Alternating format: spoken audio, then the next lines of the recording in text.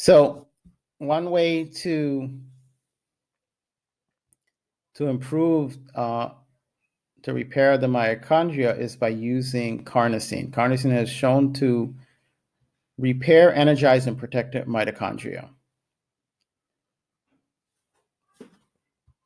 Now, what is carnosine?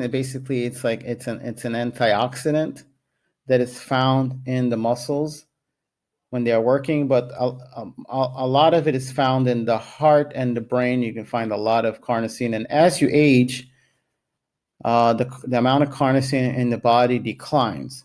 So this is why you want to increase the carnosine in your system, because as you age, it declines. So when you're using the carnosine, what it's going to do, it's going to help repair,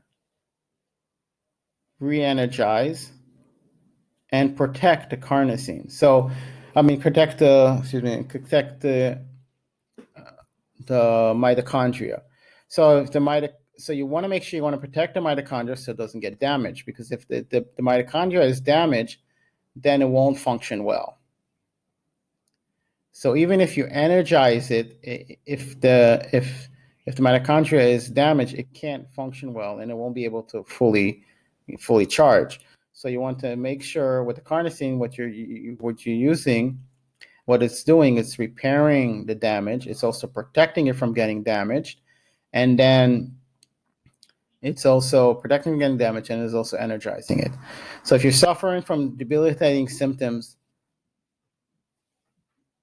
it's there's a very, very high likelihood that a lot of your mitochondria is damaged. If you're always tired and fatigued and you don't have energy to move, you get tired very easily, there's a very high likelihood that the mitochondria in your cells, and a lot of your cells, are not functioning well. They're damaged, or they are pretty much drained.